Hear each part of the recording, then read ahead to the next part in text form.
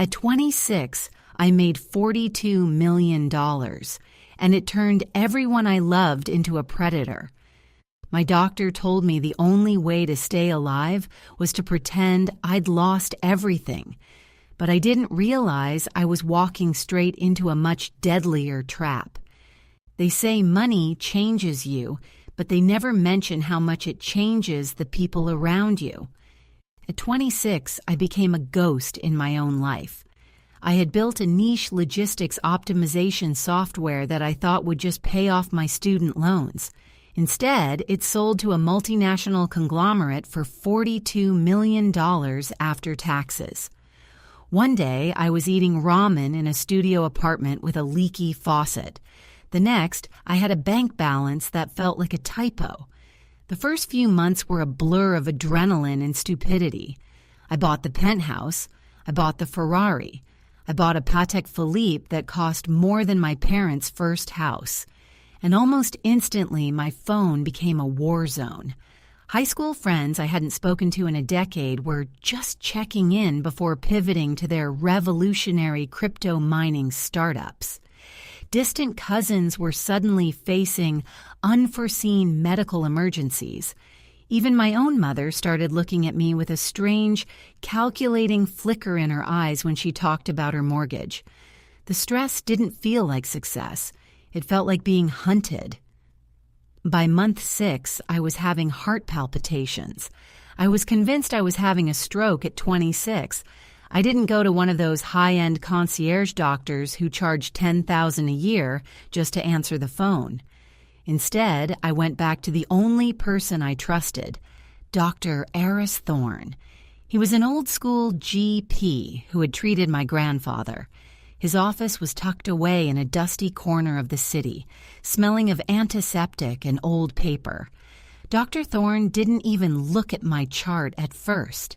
He looked at my wrist. He looked at the heavy rose gold watch, then up at my pale, sweating face. He didn't ask about my diet. He didn't ask about my exercise. "Take that off," he said, gesturing to the watch. "What, my watch?" I stammered. "The target on your arm," he corrected. "Put it in your pocket. Better yet, put it in a safe and forget the combination for a year." I sat on the crinkly paper of the exam table, stunned. He proceeded to do a standard checkup, but his words were anything but standard. "Your heart is fine, Elias. Your blood pressure is high, but not because of your arteries. It's because of the sharks. You've let the world see the blood in the water." Then he leaned in close. He didn't write a prescription for beta blockers. He pulled out a prescription pad and wrote 3 words: "Become a shadow." "You want to live to be 30? Thorne asked, his eyes piercing. "Sell the car, rent out the penthouse, move into a 1-bedroom apartment in a neighborhood where people worry about their grocery bills, not their stock portfolios. Get a 10-year-old Honda, dress in Target basics. Tell everyone, that the deal fell through. Tell them you're tied up in a massive lawsuit and you're effectively broke until it's settled." "But I'm not," I argued. "The money is there." "The money is there to provide you security, not a spotlight," he snapped. "A man with $40 million is a person. A man who looks like he has $40 million is a resource. People don't love resources. They use them until they're dry. If you don't disappear now, you'll never know if anyone in your life actually likes you or if they're just waiting for their turn at the trough." I walked out of that office feeling insulted. But that night, as I lay in my silent penthouse, watching the city lights and ignoring a dozen urgent texts from people asking for favors, his words began to fester. I realized I was miserable. I was a 26-year-old shut-in because I was afraid of the price tag attached to every hello.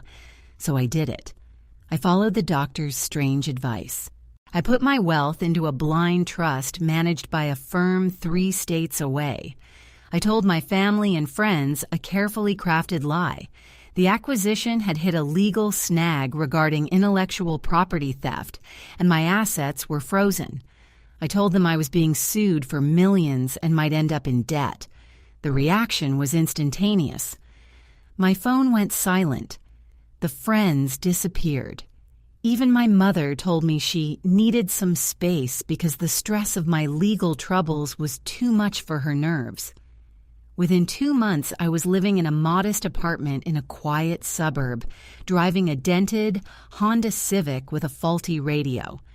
I started frequenting a local coffee shop, dressing in hoodies and worn-out jeans. For the first time in a year, I could breathe. I was just Elias, the struggling freelance coder. That's when I met Elena. She was a regular at the coffee shop, a high-achieving, incredibly sharp woman who worked in private equity consulting. She was beautiful in a way that felt effortless, and she didn't seem to notice my dented car or my cheap shoes. In fact, she seemed charmed by my hustle. "It's refreshing," she told me over our third date, sipping a cheap house blend. Seeing someone work so hard to get back on their feet, most guys in this city are so superficial. They think a lease on a BMW makes them a king. I felt a surge of pride.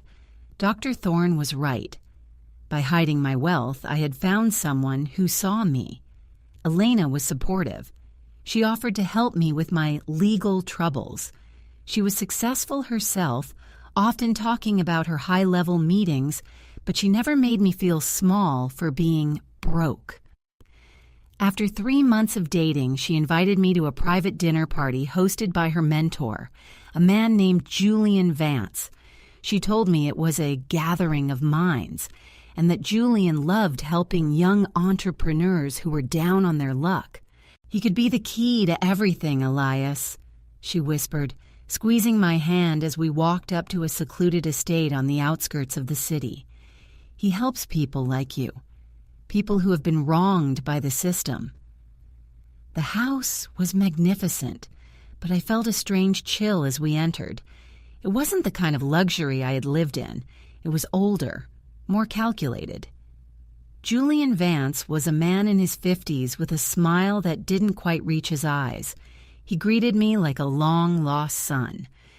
"Elena has told me so much about your situation, Elias," Julian said, pouring me a glass of wine that I recognized instantly. It was a 1982 Petrus, a bottle that cost upwards of $5,000. "I've had my share of legal battles," Julian continued, gesturing for me to sit. "I know what it's like to have the world try to take what you've built. That's why we created the foundation. We protect people like you." I felt a warmth in my chest. Finally, people who understood. Elena leaned against my shoulder, her presence comforting. I was about to tell them everything, about the trust, about the $42 million, about how I didn't actually need help, because I finally felt safe enough to drop the act. But as Julian leaned forward to show me a confidential document regarding their legal protection strategy, his sleeve pulled back. On his wrist was a very specific limited edition watch. It was a Patek Philippe, the exact same model I had hidden in my safe. But it wasn't the watch that stopped my heart. It was the fact that as he shifted the papers, a small laminated photo fell out of his folder and landed face up on the mahogany table. It was a picture of me, not freelance coder me in a hoodie. It was a high-resolution photo of me 6 months ago, stepping out of my Ferrari in front of the penthouse, wearing my rose gold watch. And across the top of the photo, written in thick red marker, were 2 words: "Target confirmed." The air in the room didn't just turn cold, it turned heavy, like I was suddenly at the bottom of the ocean. My heart hammered against my ribs with such violence I was sure they could see my shirt jumping. But I forced my gaze to remain fixed on the glass of Petrus in my hand. I counted to 3, exhaled slowly, and looked up at Julian Vance. He had already snatched the photo back. It was a fluid, practiced motion, the kind of movement a magician uses to make a card disappear. He tucked it back into the folder with a thin, tight smile that didn't reach his predatory eyes. "Pardon me," Julian said, his voice as smooth as polished stone. "Research for another client. A young man who didn't know how to handle his success. A tragic case, really. He lost everything because he didn't have the right protection." I looked at Elena. She was watching me, her head tilted slightly to the side, like a bird observing a worm. There was no warmth in her expression anymore. The supportive girlfriend mask was still there, but it was slipping at the edges, revealing something cold and analytical underneath. "Are you okay, Elias?" she asked. Her voice was still sweet, but it felt like syrup over a blade. "You look a little pale. Is the wine too strong?" "I'm fine," I lied, my voice sounding thin to my own ears. "Just the legal stress. It catches up to me sometimes." Julian leaned forward, resting his elbows on the mahogany table. The Patek Philippe on his wrist caught the light, a twin to the one currently sitting in my safe box miles away. "That's exactly why you're here, Elias. Elena tells me you're facing a monumental uphill battle. Intellectual property theft, frozen assets. It's a nightmare. The system is designed to crush the little guy the moment he dares to innovate." He opened the folder again, but this time he pulled out a thick document bound in blue leather. "I've built a career out of creating safe harbors. We use a series of offshore trusts and private foundations to move contested assets into a blind spot where no court, no matter how powerful, can reach them. It's a legal ghosting process." He slid the document toward me. "I've already had my team draft a preliminary framework for you. We call it the Vance Shield. If you sign the intent to transfer, we can begin moving your contested holdings into our custody tonight. By sunrise, your litigation problems won't matter because on paper, you won't own anything for them to take." I stared at the paper. It was a masterpiece of legalese, dense, confusing, and designed to look like a lifeline. But I knew exactly what it was. It wasn't a shield. It was a vacuum. If I signed this, I wouldn't be hiding my money from a fake lawsuit. I would be hand-delivering my $42 million to Julian Vance. The terrifying realization hit me. They knew. They knew the lawsuit was a lie. They knew about the $42 million. They had probably been watching me since the day the acquisition was announced. Elena hadn't met me by accident at that coffee shop. She'd been hunting me. The strange advice from Dr. Thorne hadn't just saved me from superficial friends. It had forced these predators to change their tactics. They couldn't just ask for a handout or sue me for a piece of the pie. They had to play a long game. They had to make me trust them so I would voluntarily hand over the keys to the kingdom. "This is a lot to take in," I said, my mind racing. I'd need my lawyer to look this over. Julian's smile didn't flicker. "Elias, your lawyer is the one who let your assets get frozen in the first place, isn't he? Time is of the essence. If the court issues a final injunction tomorrow morning, even I can't help you. This is a one-time offer, a gesture of goodwill because of Elena." Elena reached over and covered my hand with hers. Her skin felt like ice. "Elias, honey, Julian is the best. He saved my father's business. Don't let pride get in the way of your future. Just sign the intent. It's just a preliminary step." I looked from the document to Elena, then to Julian. I was trapped in a room with two people who were essentially trying to commit a $40 million heist with a fountain pen. I needed to get out. I needed to get to a phone they hadn't compromised. I think I left my medication in the car," I said, standing up abruptly. I put on my best performance of a man on the verge of a panic attack. I let my hands shake. I made my breathing shallow. I'm sorry. I get these spells. I just need a minute. I'll be right back. Julian's eyes narrowed. For a second, I thought he was going to signal someone behind me. I felt the hair on the back of my neck stand up. The silence in the room became deafening.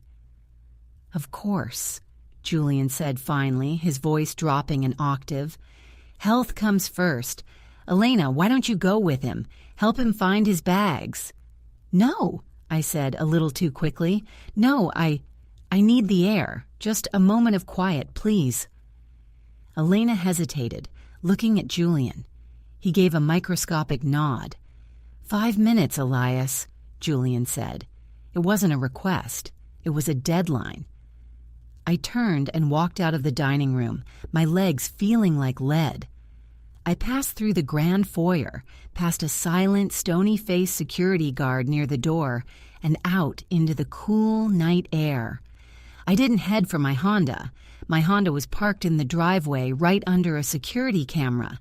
Instead, I walked toward the edge of the manicured lawn, pretending to gasp for air.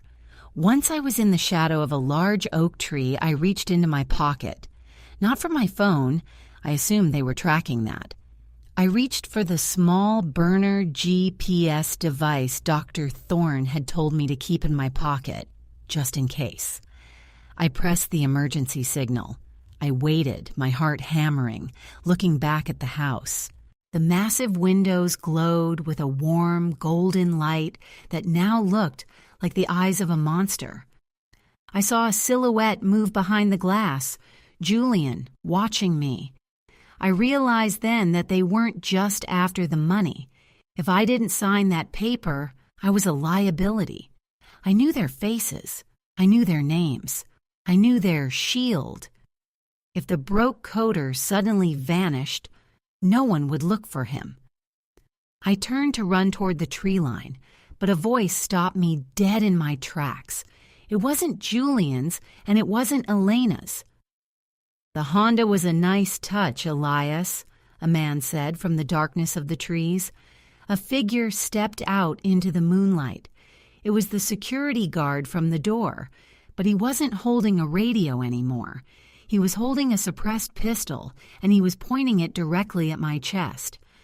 But we checked the VIN, the guard whispered, his face a mask of professional boredom. That car is registered to a shell company owned by a trust that also happens to pay the lease on a certain Ferrari currently sitting in a private storage unit downtown. He took a step closer, the barrel of the gun never wavering. Mr. Vance doesn't like being lied to. He thinks it's rude. Now, you're going to walk back inside, you're going to sit down, and you're going to sign those papers with a smile on your face.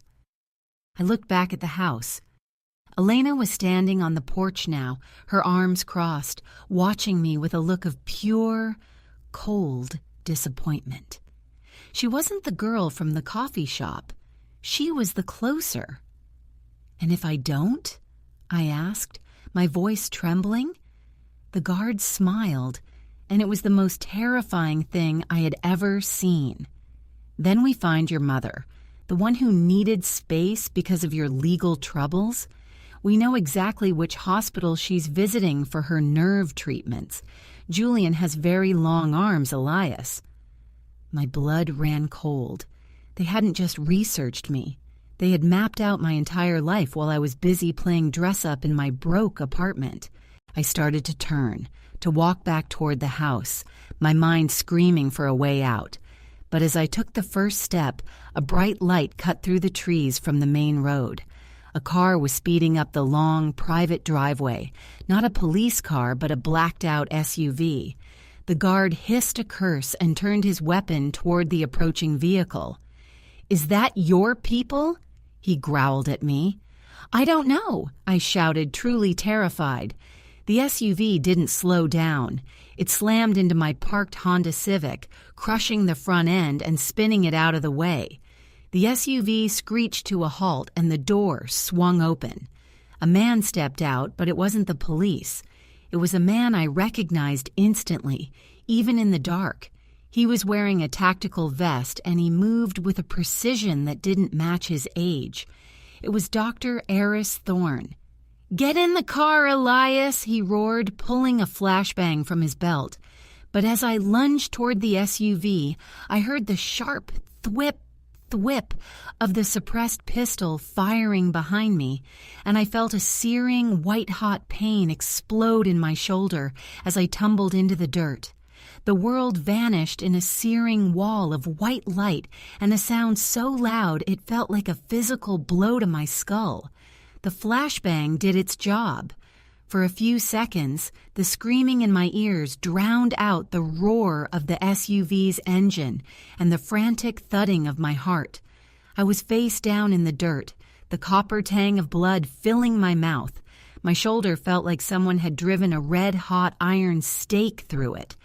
I tried to push myself up, but my left arm refused to obey, collapsing under me like wet paper.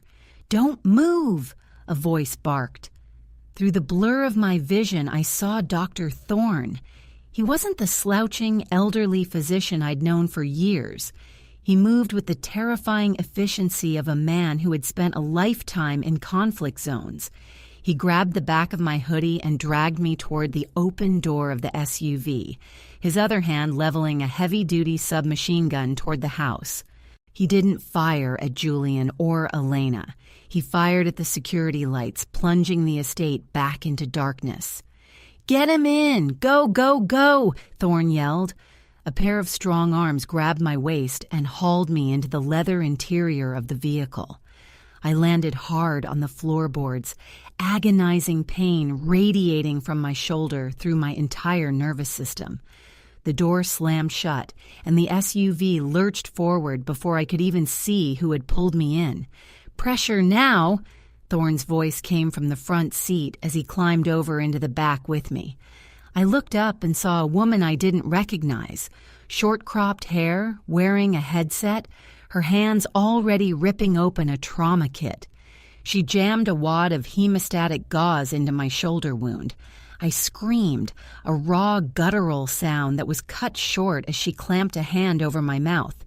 "Scream later," she hissed. "Bleed less now." "Thorne," I gasped as she pulled her hand away. "What? Who are you?" The doctor didn't look at me. He was staring out the rear window, watching the estate shrink into the distance. "I'm a man who hates seeing good work go to waste, Elias. I spent 40 years keeping people alive just to watch them get slaughtered by sharks like Vance. I decided to start playing defense." You're not just a GP," I choked out. "I was a tactical medic for a private maritime security firm before I opened that dusty office," he said, finally looking down at me. His eyes were cold, but there was a flicker of something like fatherly concern. "The advice I gave you wasn't just about your blood pressure. I've seen this script before. A young man makes an ungodly amount of money. The news goes public and the vultures start circling. Julian Vance doesn't just steal money. He harvests lives. He finds people like you, isolates them, and then shields them until there's nothing left but a shell and a signed power of attorney." The SUV swerved violently. I heard the unmistakable clatter of bullets hitting the armored rear hatch. "They're on us," the driver shouted. It was a man's voice, calm and professional. "Which ones?" Thorne asked, moving to the front. "Two black sedans, local plates. They're not law enforcement, they're Vance's private hitters." I tried to sit up, my head spinning. Elena, she was in on it the whole time. The coffee shop, the hustle. "Elena is a professional social engineer," Thorne said, his voice grim. "She specializes in the girlfriend trap. She finds the lonely, the stressed, and the successful. She gives them the one thing money can't buy, the feeling of being understood. By the time you realize she's a predator, you've already given her the keys to your heart and your bank account." He looked back at me, his face illuminated by the strobing lights of the dashboard. The only reason you're still alive is because you followed my advice. By pretending to be broke, you forced them to move slow. If you'd stayed in that penthouse, they would have kidnapped you months ago. They had to play the long game to find out where you hid the $40 million. But they know now, I cried out, the pain making my voice crack. The guard, he said they checked the VIN on the Honda. They found the trust. They found a trust, Thorne corrected. They found the decoy I told you to set up. The $42 million is still in the blind trust I helped you coordinate. Vance thinks he's chasing a fortune, but he's chasing a trail of breadcrumbs that leads to a legal dead end. Then why are they shooting at us? Because you saw his face, Thorne said, and because Julian Vance doesn't like to lose. The SUV slowed suddenly, the tires screaming as the driver pulled a hard J-turn. I was thrown against the door, my shoulder screaming in protest. Outside, I heard the roar of an engine getting closer, a high-pitched European whine. "The Ferrari," I whispered. "They found the storage unit," the woman treating me said, her voice tight. "They're using your own car to run us down." The irony was a bitter pill. My own success was being used as a weapon against me.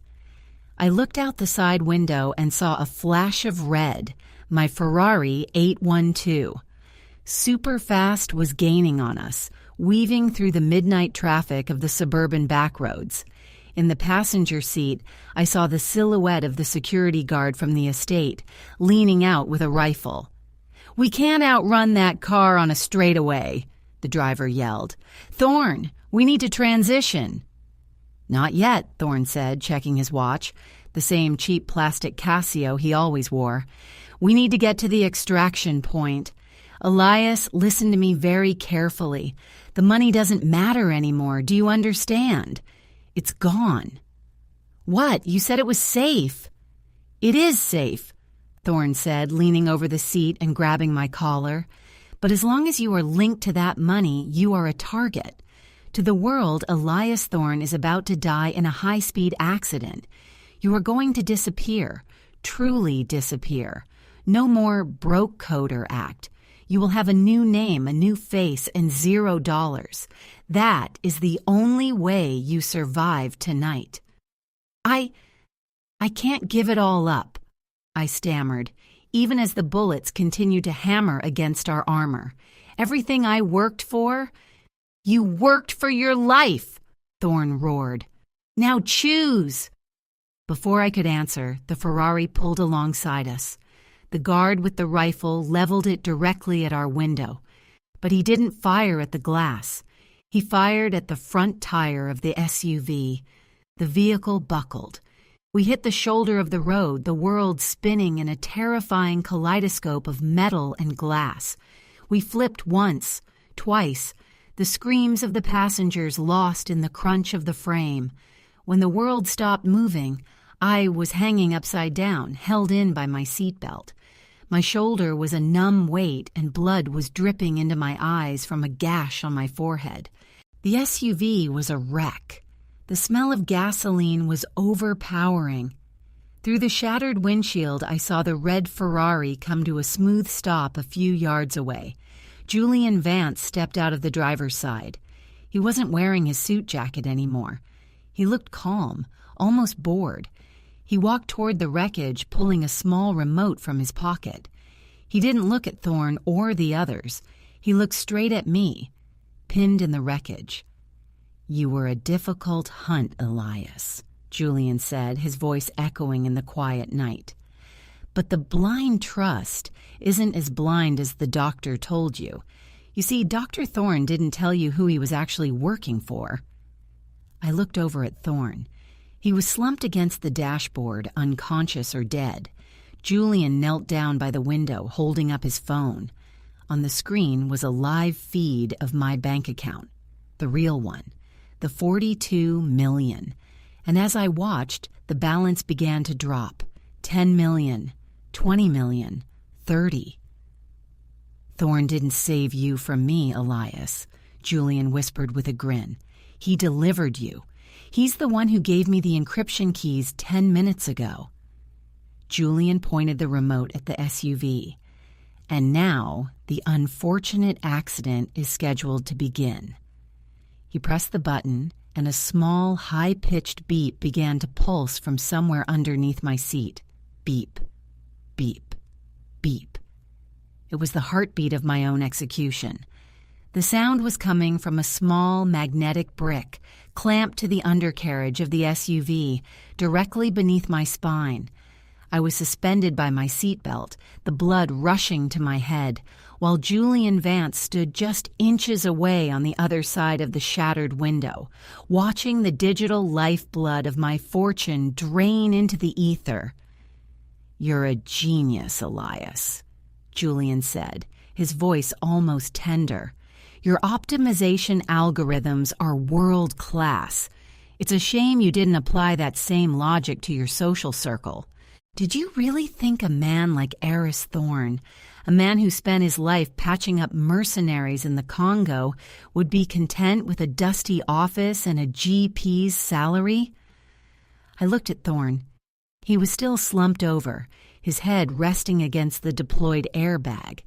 There was a smear of blood on his temple. Was he acting? Or had Julian turned on him, too? 30 million. Julian narrated, tapping his phone screen. 35. You see, the shield I offered you wasn't just a scam. It was the only way to bypass the multi-factor authentication on your trust. By hiding your wealth behind Thorne's encryption, you basically packed it into a suitcase and handed me the combination. "Why?" I choked out, the pressure in my head making my vision go dark at the edges. "You have enough. Why go through all this?" "Elena, the act." "Because it's a sport, Elias," Julian smiled, "and because your software didn't just optimize logistics. It accidentally flagged a series of transactions belonging to my associates. You weren't just a payday. You were a loose end. We needed your money to fund the cleanup of the mess you made, and we needed your death to ensure the litigation you were so worried about died with you." 40 million. 41. The beeping of the bomb accelerated. It was no longer a steady pulse. It was a frantic, high-pitched whine. "Goodbye, Elias," Julian said, straightening his tie. "You lived like a shadow. It's only fitting you die like one. A tragic accident. A broke, paranoid young man drives his SUV off the road in a fit of despair." He turned and began walking back toward my red Ferrari, where Elena was waiting in the passenger seat. She didn't even look back. She was scrolling through her phone, probably already scouting the next target. My life wasn't flashing before my eyes. Instead, I was thinking about the doctor's office. I was thinking about Thorne's voice telling me to become a shadow. Suddenly, the unconscious Dr. Thorne moved. It wasn't a slow, groggy awakening. It was a violent, explosive burst of motion. His hand shot out, not toward me, but toward the SUV's center console. He slammed a heavy metallic key into a port I hadn't even noticed before, something he must have installed when he armored the vehicle. "Hold your breath," Thorne roared.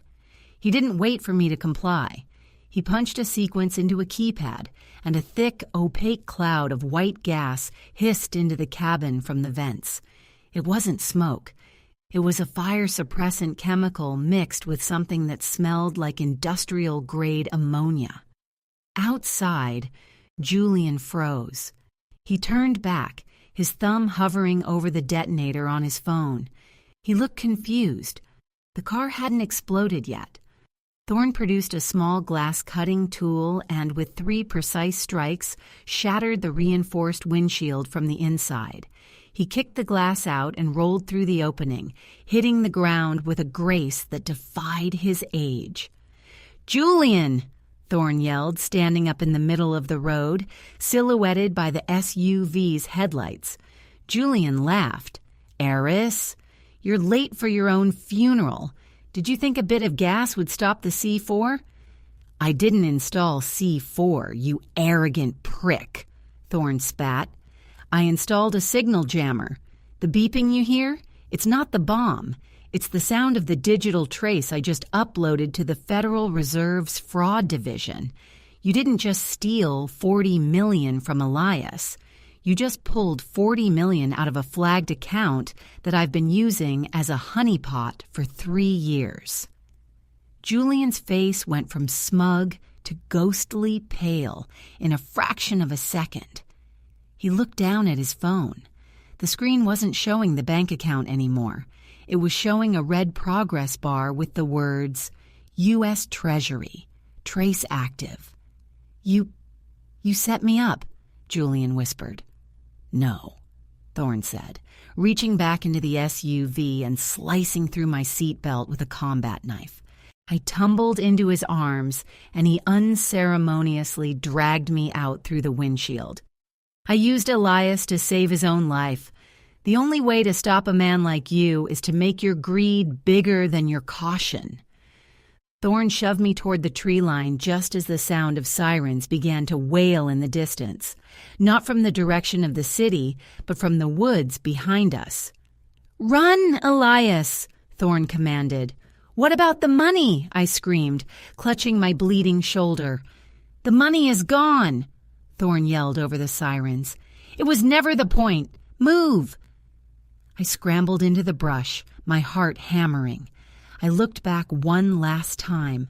Julian was frantically trying to get into the Ferrari, but the doors were locked. Elena was gone. She had slipped out the other side and vanished into the darkness the moment the siren started. She was a professional. She knew when a ship was sinking. Thorne wasn't running. He stood in the middle of the road, his hands raised as the first of the black tactical vans screeched onto the scene. He looked like a man who had finally finished a very long, very exhausting job. I didn't stop. I ran until my lungs burned, until the sound of the sirens faded, and until the adrenaline finally wore off, leaving me shivering in the dark of a forest I didn't recognize. I had followed the doctor's advice. I was a shadow.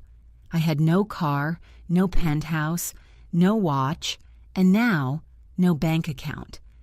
I was 26 years old, and I was officially a ghost. I walked for hours until I found a gas station on the edge of a highway.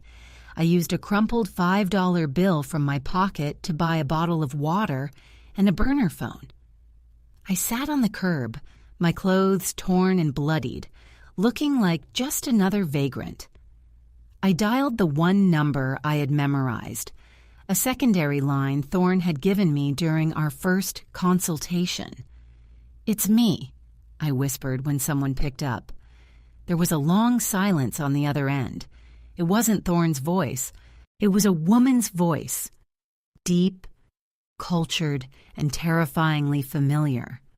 "Hello, Elias," the voice said. "I was wondering when you'd call this number. Dr. Thorne is currently in federal custody. He's a very brave man, but he has a very weak heart. He's been telling the authorities all about Julian Vance." "Who is this?" I demanded, my hand shaking. "I'm the person who bought your software, Elias," she said. "The multinational conglomerate. We didn't buy your company for the logistics. We bought it because of the backdoor you unknowingly created, the one that allowed Dr. Thorne to track our private transactions." My blood turned to ice. "Julian was a messy tool," she continued, "a blunt instrument we used to see how much Thorne knew. But now that Julian is out of the way, we can speak plainly. You think you're broke, Elias. You think the money is gone. But Dr. Thorne didn't send that money to the Treasury. He sent it to an encrypted wallet, a wallet that requires a biometric scan to open." I looked at my hand. My thumb was stained with dirt and dried blood. "We don't want the $40 million, Elias," the woman said, and I could hear the smile in her voice. "We want the keys to the rest of the world. And since you're already a dead man, according to the police reports, no one will ever know you're working for us." I looked up as a black sedan pulled into the gas station lot, its headlights cutting through the pre-dawn mist. The door opened and a woman stepped out. It was Elena. She held up a tablet, the screen glowing with a fingerprint scanner. "Don't make this difficult, Elias," she said, her voice echoing the woman on the phone. "The doctor saved your life, but he didn't tell you the most important part of the advice." I stood up, my back against the brick wall of the gas station. "What advice?" Elena smiled, and this time it was real. "When you become a shadow, you have to be careful who is standing in the light behind you." She gestured to the car. "Get in. We have to go see your mother. She's been waiting for you at our facility." My heart stopped. My mother wasn't at a hospital. She was a hostage. "You have 10 seconds to decide, Elias," the woman on the phone said. "Are you a ghost or are you a partner?"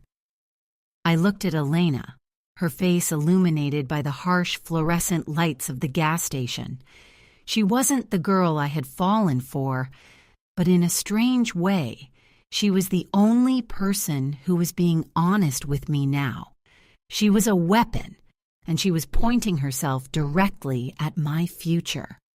5 seconds, Elias," she said, her thumb hovering over a button on the tablet. "Your mother is waking up from her sedation. It would be a shame if her first memory of being awake was a permanent one." I looked at the tablet. I looked at the fingerprint scanner.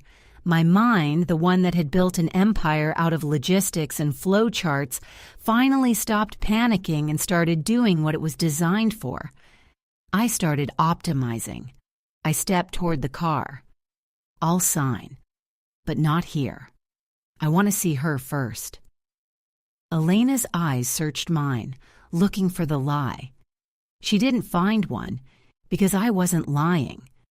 I did want to see my mother, but I also needed to get closer to their network. "Get in," she said. The drive was silent. We headed deep into the industrial district, pulling into a nondescript warehouse that looked like 1,000 others. Inside, however, was a high-tech command center that would have made a Silicon Valley startup jealous. In the center of the room, behind a glass partition, sat my mother. She looked confused, wrapped in a blanket, sipping tea. She wasn't tied up. She was being treated like a guest in a gilded cage. Standing next to her was a woman in a sharp gray suit, the director. "Elias," the woman said, her voice echoing the one from the phone. "Welcome to the real world. I'm Director Vane. You've had a very long night." "Let her go," I said, my voice steady. "I'm here. You have the ghost you wanted. Now let the person walk away." Vane smiled. It was a cold, practiced expression. "In time. First, the biometric transfer. We need that wallet opened. We need the keys to the back doors you built into the logistics software. With that, we can move anything, anywhere, without a single customs official or bank ever seeing it." She handed Elena the tablet. Elena brought it to me. I looked at the screen. It was a complex, multi-layered encryption lock. But as I stared at the code, I saw it. It wasn't Thorne's code. It was mine. Thorne hadn't just used my software as a honeypot. He had taken my original optimization algorithm, the one I wrote when I was 22 before I got greedy, before the 42 million, and he had turned it into a mirror. I remembered his strange advice. Become a shadow. A shadow doesn't just hide, I realized. A shadow is a reflection of the light that's being blocked. I placed my thumb on the scanner. "Accessing," a computerized voice announced. "There it is," Vane whispered, leaning forward. "The 40 million is just the beginning. Think of what we can do with the global supply chain in our pockets. Elias, you'll be the most powerful ghost in history." The progress bar hit 100%. But instead of a bank balance appearing, the screens in the room suddenly began to flicker. Thousands of lines of code started scrolling vertically at a blinding speed. "What is this?" Vane demanded, her voice losing its cool. "Elena, what did he do?" "I didn't do anything," I said, stepping back from the tablet. "Dr. Thorne did. He didn't just give me advice, he gave me a fail-safe." The screens turned bright, blood red. One word appeared in the center of every monitor: liquidated. "The money is gone, Vane," I said, "and I don't mean it's in a different account. Thorne didn't send it to an encrypted wallet.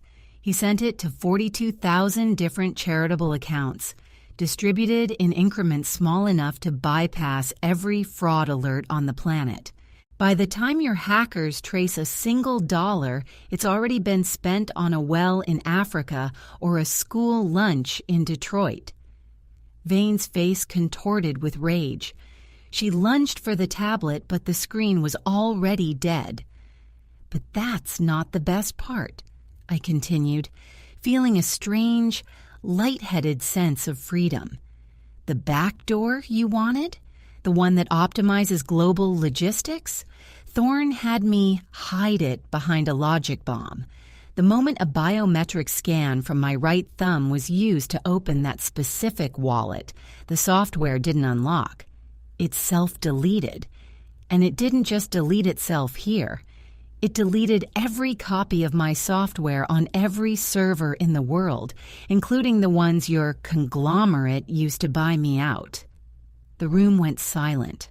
The high-tech command center was suddenly just a room full of expensive, useless junk. I had just destroyed $42 million and the most valuable logistics software on the planet in a single heartbeat. "You've ruined us," Vane whispered. "You've ruined yourself." "No," I said, looking at my mother through the glass. "I've become a person again.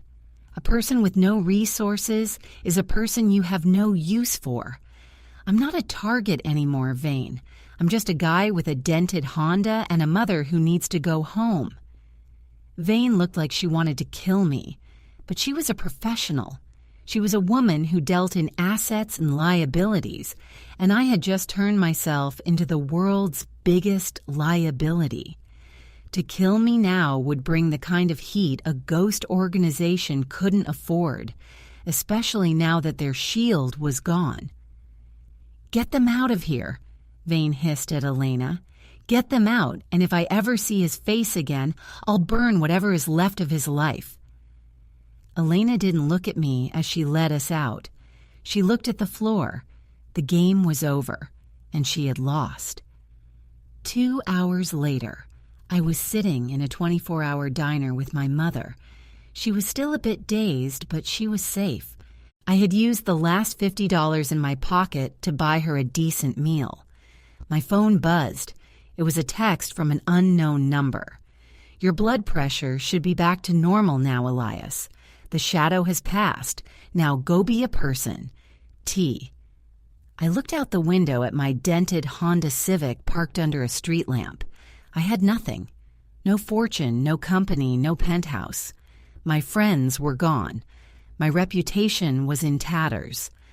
But as I watched my mother eat her pancakes, smiling as she told me about the nice lady who had given her tea, I felt a weight lift off my shoulders that $40 million couldn't have carried.